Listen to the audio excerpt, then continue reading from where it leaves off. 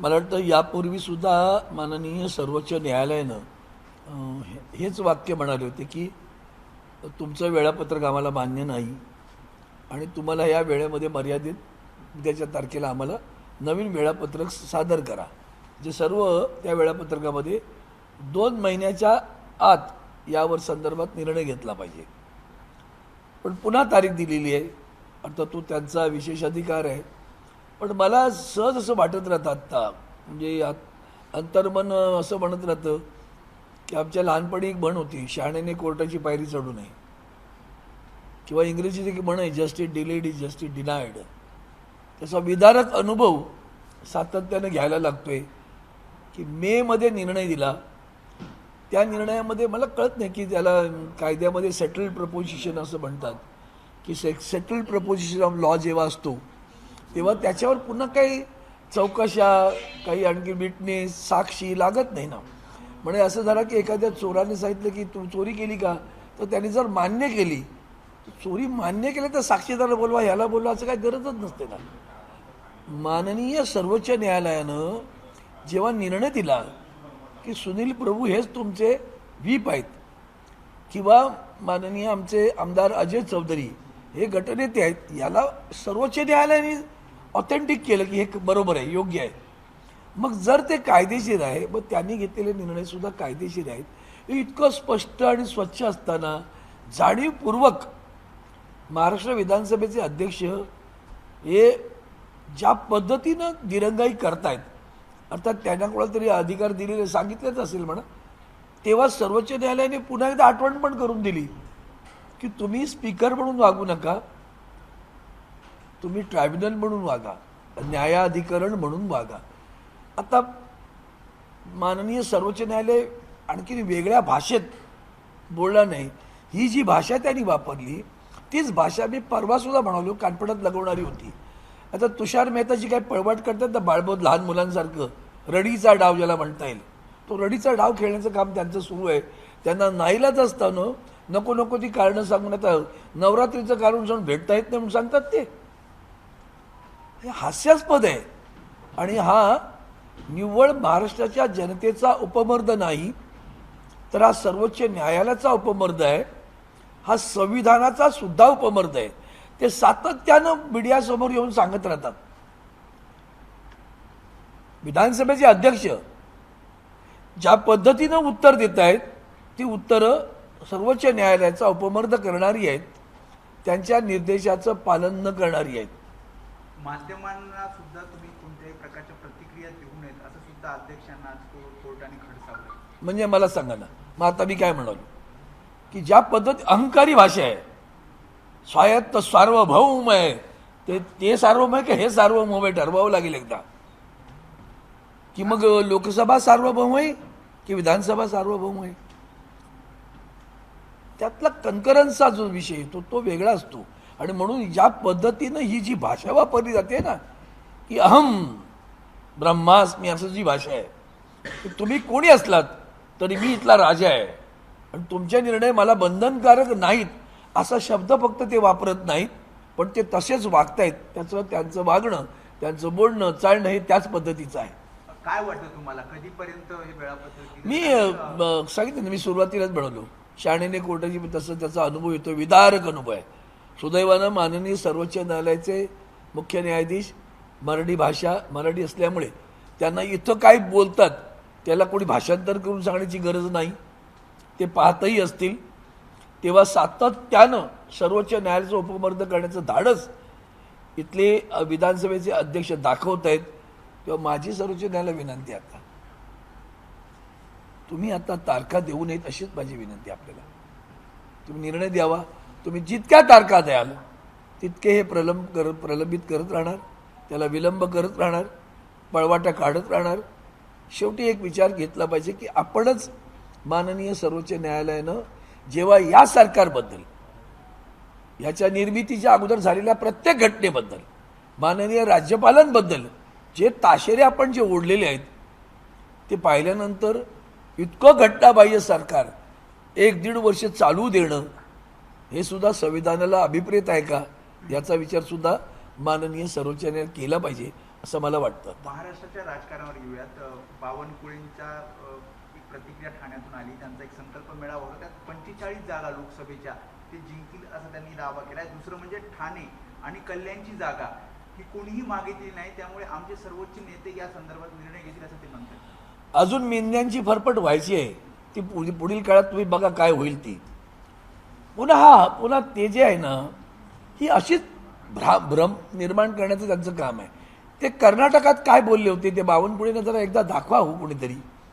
म्हणून माझ्या राजा तुझा बाप तिकडे, तुझे ते कोण अध्यक्ष आहेत ना, ते अध्यक्ष त्या तिकडं ह्याला कुठं आपल्या पश्चिम बंगालमध्ये काय म्हणाली होती ती जाऊन बघा ना, किती जागा येतील, कसली भाषा आहे. तुम्ही सातत्यानं दाखवत आहे आम्हीच येणार, म्हणजे काय लोकशाही आहे की नाही, की हुकुमशाही सुरू झालेली आहे. कर्नाटकाने एवढी थोबडात मारली तरी अजून शुद्धीवर येत नाही. 48 जागा लढू हे मान्य आहे. जिंकू काय, महाराष्ट्रातली जनता वाट बघते तुमची. हिंमत असेल तर निवडणुका घ्या ना. साध्या स्थानिक स्वराज्य संस्थांच्या निवडणुका घेण्यात तुम्ही घेऊ शकत नाही, ते तुमच्या धाडस नाही. लोकसभेच्या निवडणुका जिंकू असेल तुमची ईव्हीएम, ते माहिती नाही मला. हे धाडस कशात नाही ते तुमच्यात, ते कळलं पाहिजे. मग स्थानिक स्वराज्य संस्थांच्या निवडणुका का घेत नाही? अहो साध्या सिनेटची निवडणूक पळवालात ना तुम्ही रणांगणातून. त्या आमच्या तरुण 32 वर्षाच्या आदित्यजी ठाकरेला एवढे घाबरलात तुम्ही की तिथली ती सिनेटची निवडणूक घेऊन पळून गेला तुम्ही, सोडून रणांगणातून पळालात ना. माझं पत्रकार नाही, तुम्ही सुद्धा असे प्रश्न विचारा बरं का होती सिनेटची निवडणूक का नाही घेतली. त्यामुळे सातत्यानं भ्रम निर्माण करायचा आणि लोकांना फसवण्याचं काम करायचं, या पलीकडे काही नाही. जागा लढा, तुम्ही आपसात पण लढणार आहात, तेही कळेल लोकांना कसे लढणार आहात ते. तेव्हा ठाणे कल्याण त्याचं त्यांनी धोतं काय, त्यांनी सांगून टाकलं आजच, उभे राहिलात तर कमळावर राहा, नाही तर मिळणार नाही, असा त्याचा अर्थ आहे. तुमच्या मतदारसंघात मॉलला आग लागली होती. हाच काय वंदनीय शिवसेना प्रमुखांच्या शिवसेनेला अभिप्रेत असलेला स्वाभिमान आणि त्या स्वर्गीय आनंद दिघे साहेबांच्या असलेला स्वाभिमान किंवा निष्ठा, याच बरं यांच्या आता दिसतील ते कमळावर उभे राहतात, तेव्हा कळेल तुम्हाला. शिंदेच्या शिवसेनेच्या आणि भाजपच्या लोकसभा जागा वाटपांवरून चर्चा सुरू आहेत, मात्र यात अजित पवार यांचं काय, त्यांचा कुठे उल्लेखच होत नाहीये. मला काय दुसऱ्याच्या घरात काय भांडणं आहेत त्याच्यावर आम्ही काय सुखी आनंद विनंद म्हणते. त्यांच्या कर्माची फळं त्यांना भोगू द्यात. आपल्याला काय करायचं त्यांचं. जनतेला पण त्याचं काय पडलेलं नाही, लक्षात ठेवा. जनतेला न्याय हवा आहे, जनतेला महागाईचा त्रस्त आहे, जनता बेरोजगारीने त्रस्त आहे, महिलांवरील अत्याचाराने त्रस्त आहे, शेतकरी माझा त्रस्त आहे. या सगळ्या विषयांपेक्षाही त्यांना या रोज सकाळी उठायचं आणि बावनकुळेंनी स्टेटमेंट द्यायच्या, मग ते सुरू झालं का दिवसभर आपलं ते वाजवायचं. काल एक तुणतुणं तुम्ही सगळे वाजवत होता, असू दे त्यांचं, आम्हाला काय पडलेलं नाही त्याचं, पण कळतं बरं का एक तुणतुणं दिवसभर का वाजलं ते पुण्यातलं, ते कळतं लोकांना. ह्याच्या मागे कोणतरी आहे म्हणून हे तुणतुणं सारखं वाजतंय दिवसभर, दुसऱ्या बातम्या नव्हत्या तुम्हाला, कळतं ताबडतोब.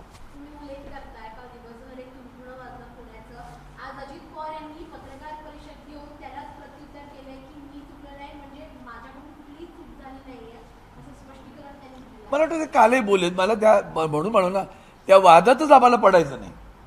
सरकार बघून घेईल ना काय करायचं ते. आहेत ते 3 तिघाडं काम बेगाडं चालू, ते करू दे ना, काय करतात. मुंबई गोवा हायवेवर चिपळूण इथे वेल्डर काल कोसळला, त्याच्या ब्रिजचं काम चालू आहे त्याचं, आणि गेले काही दिवस मंत्री तिकडे पाहणी करतायत गोवा हायवेची, आणि अशातच ही घटना होती. एकीकडे रोडमॅन म्हणून गडकरींचा चित्रपट 600-700 कोटीत आम्ही चंद्रावर पोचलो बरं का. 10,000 कोटीच्या वर खर्च होऊन सुद्धा अजूनही तो रस्ता तयार होत नाही.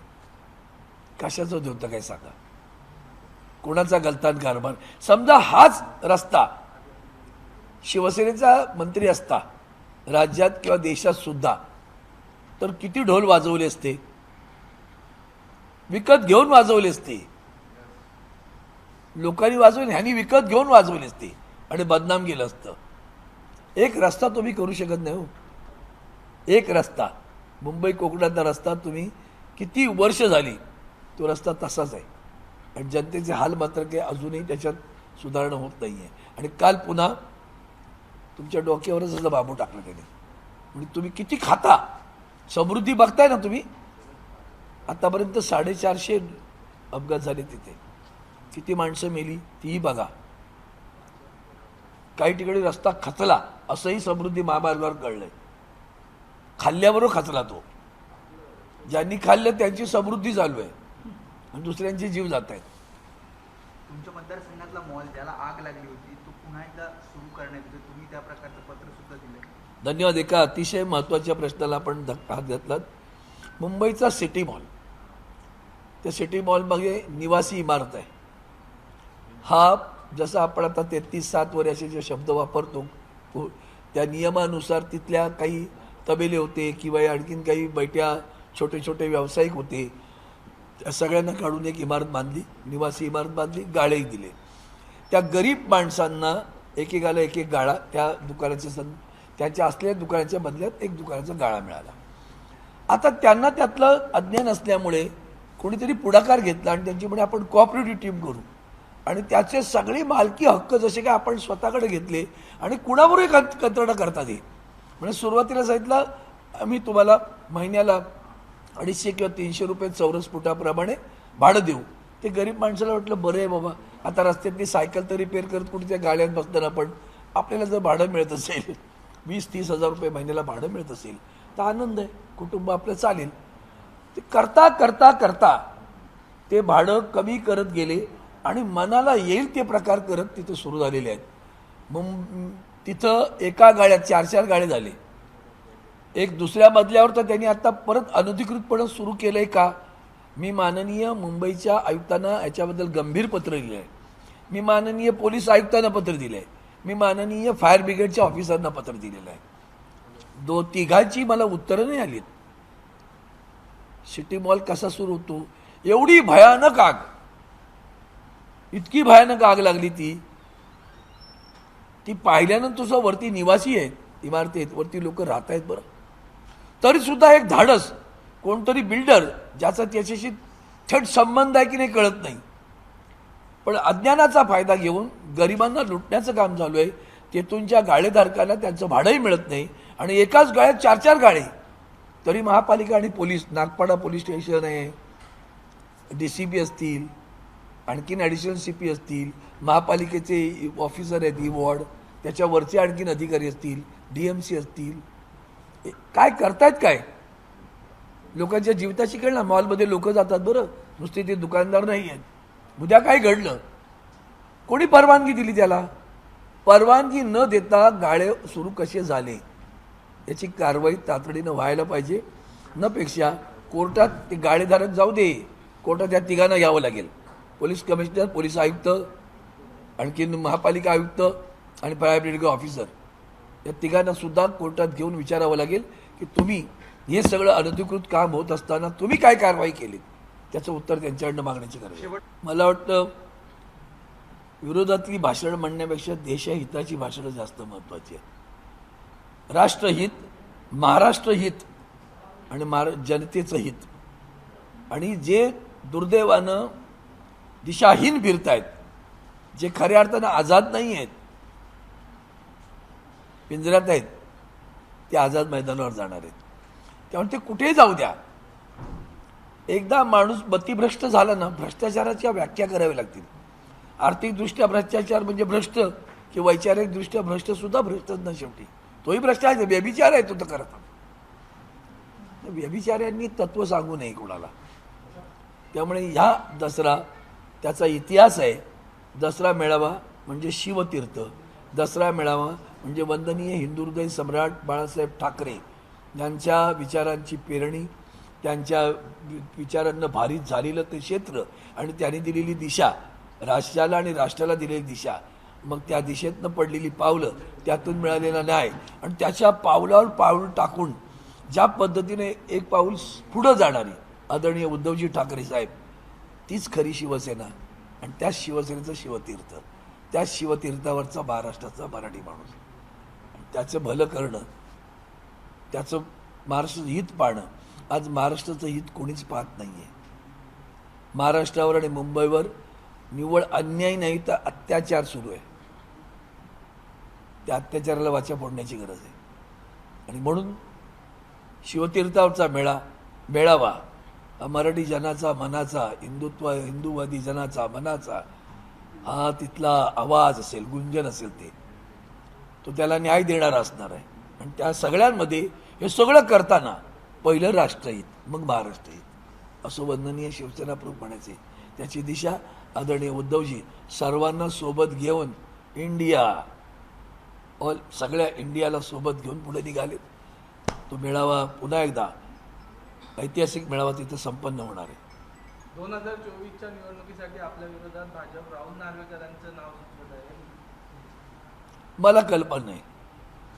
मला माझ्या पक्षाची पण अजूनही तशी अधिकृतपणे उमेदवारी दिली आहे असं कुठं जाहीर झालं असं मला वाटत नाही. तो पक्षाच्या प्रमुखांचा अधिकार आहे. तो जेव्हा होईल तेव्हा बघू, असेल त्याच्याशी लढू. काय मोठं आहे त्याच्यामध्ये.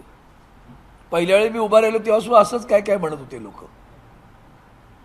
पण काय माहिती, वंदनीय शिवसेना प्रमुखांनी दिलेला आत्मविश्वास होता, उद्धवजींनी दिलेलं धाडस आणि प्रेरणा होती, आदित्यजींनी केलेलं प्रचंड सहकार्य आणि त्यामध्ये आदित्यजींनी जी धुरा वाहिली होती प्रचाराची, त्या सगळ्यांचा मेळ. आणि माझं थोडंसं काय असेल ते प्रेमाचे संबंध, शिवसैनिकांचं अतोनात मेहनत, त्यातून मी लाखापेक्षा अधिक मताधिक्य घेऊन जिंकून आलो. पुढच्या वेळी पण लोक असंच म्हणत होती. तेव्हा तो लोक येईल की नाही सुरुवात केली होती, मग लाखाच्या पेक्षा अधिक मताधिक्य घेऊन आलो होतो. आणि आता तर काय सर्व समाजच बरोबर आहे. जे तिकडे होते तेही आता बरोबर आहेत. पण अडचण नाही येणार. सर, बीजेपी की तरफ से मराठी डांडिया इस साल फिर से आयोजित की जा रही है. पिछले साल उन्होंने किया था और इस साल कर रहे हैं और कल से उसकी शुरुआत हो रही है. मुंबई के कई हिस्सों में वो आयोजित करने वाले हैं. शुरू हुआ है. डांडिया इसको किस तरीके से देखते हैं सर? गुजराती एक तरफ जो मुलुंड में घटना हुई, मराठी लेडी को वहां पर ऑफिस नहीं दिया गया था, जबकि वहां पे बीजेपी का एक सांसद है जो गुजराती कम्युनिटी से आता है. वहीं दूसरी तरफ बीजेपी मराठी डांडिया भी कर रही है. इसको किस तरीके से देखते हैं? जब पैरों तले मट्टी घिसती हिलती है ना, जमीन हिलती है, पता चला है मराठी जनता के अंदर इनके बारे में बहुत गुस्सा है, बहुत गुस्सा है. हम सेटल नहीं होते ना, टोल लेके ऐसे सेटल विटल नहीं होते हम लोग. हम देखते न्याय की बात करते हैं और वो न्याय मिलना चाहिए. जिस ढंग से मैंने यह कहा अभी 1 मिनट पहले कि सिर्फ मुंबई महाराष्ट्र पर अन्याय नहीं हो रहा है, अत्याचार हो रहे हैं. मराठी जनता पर भी अत्याचार भारतीय जनता पार्टी कर रही है. और जिस ढंग से कुछ लोग ये समझ रहे हैं, ये भूल गए कि 106 लड़ाकू नागरिकों ने मुंबई के 7 महाराष्ट्र के निर्मिति के लिए अपने प्राणाहुति दी हुई है. वो प्राणाहुति नहीं भूलना. और वो 106 आप लोग नहीं थे, इतना ध्यान में रखना. जो आज जिनके मन में आ रहा है ना, उनको बताना चाहता हूँ 1992 की दंगा भी नहीं भूलना. जिन्होंने आपको बचाया ना, उनको नहीं भूलना. जिन्होंने सुरक्षा प्रदान की ना, उनको नहीं भूलना. वहाँ से कोई नहीं आया था. जो दादागिरी आज कर रहे हैं ना ऊपर, कोई नहीं आया था.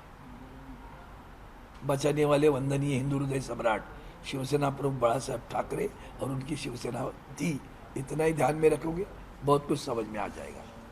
सर, आज एक बार फिर से सुप्रीम कोर्ट में सुनवाई हुई राहुल नार्वेकर हाँ? जी.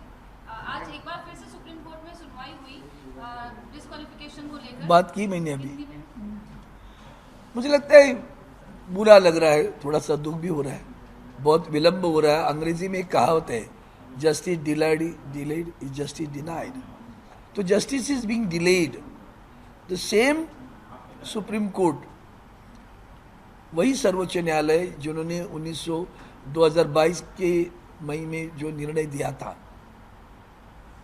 22 या 23 के निर्णय दिया था, उस निर्णय के बाद में उसमें उन्होंने सारे जो स्ट्रिक्चर्स पास किए थे, जो टिक्का टिप्पणी की थी, वो टिक्का टिप्पणी राज्यपाल महोदय पे से की.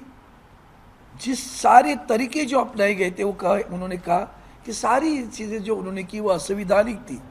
वो खुद सुप्रीम कोर्ट ने कहा, हमने नहीं कहा. और सुप्रीम कोर्ट ने यह भी मान लिया था कि जो विप है सुनील प्रभु जी, जो शिवसेना रक्षा प्रमुख आदरणीय उद्धव जी ठाकरे ने जिसकी नियुक्ति की वो कानूनन है। अजय चौधरी जी जिनको पार्टी का नेता बनाया वो भी कानूनन है। अब सारी चीजें मान ली और जो हमारे खिलाफ लड़ रहे हैं उन्होंने भी मान ली, फिर न्याय के लिए विलंब क्यों? तो वही तो कह रहा हूं ना, जस्टिस डिलेड इज जस्टिस डिनायड। हमारे मराठी में कहावत है, शाणेने कोर्टाची पायरी चढू नये। उसका एक विदारक अनुभव मैं खुद ले रहा हूं, हम लोग खुद ले रहे हैं। हर बार तारीख पे तारीख जा रही। जब ये सारा असंवैधानिक सरकार चल रही है, वो हमने ने माननीय सर्वोच्च न्यायालय ने कहा उस सरकार को 1 बरस से ज्यादा समय सरकार चलाने देना, ये भी कौन से कानून सही है मुझे नहीं मालूम। एक नागरिक करके मुझे लगता है अगर वो असंवैधानिक है तो चल क्यों रहा है, वो गलत है वो चल क्यों रहा है। अगर चोर ने, पुलिस ने अगर उसको पकड़ लिया है और वो कहता है कि हाँ मैंने चोरी की, तो उसके लिए कोई विटनेस की जरूरत नहीं लगती ना, साक्ष्य नहीं लगती, फिर इतना क्यों? जब मालूम है जो गलत हुआ, अब वो विधानसभा के अध्यक्ष जिनको उन्होंने कहा कि आप ट्राइब्यूनल हो, न्यायाधिकरण हो, आप विधानसभा के अध्यक्ष नहीं हो। अब न्यायाधिकरण, आपको न्यायाधिकरण के तहत सुनवाई करनी पड़ेगी, आप नहीं कर रहे। वो तो कहते हैं सार्वभौम है, मैं ही राजा हूं, उसकी तरीका वो उपमर्द कर रहे हैं अपने सर्वोच्च न्यायालय के निर्णय का, अवमानित कर रहे सर्वोच्च न्यायालय को भी, अहंकारी भाषा से बोल रहे मैं इसका कस्टोडियन हूं और मुझे भी संवैधानिक रूप से कुछ अधिकार बने, जो वो समझते हैं कि उनसे भी ज़्यादा अधिकार मेरे पास है, वो मेरा क्षेत्र है। इसमें उनका कहने का मतलब ही ऐसा है। उसको माननीय सर्वोच्च न्यायालय इसकी दखल न ली, मैं देखूंगा, ये अहंकार है उसमें, और वही देश को घातक है। एबीपी माझा, उघडा डोळे बघा नीट।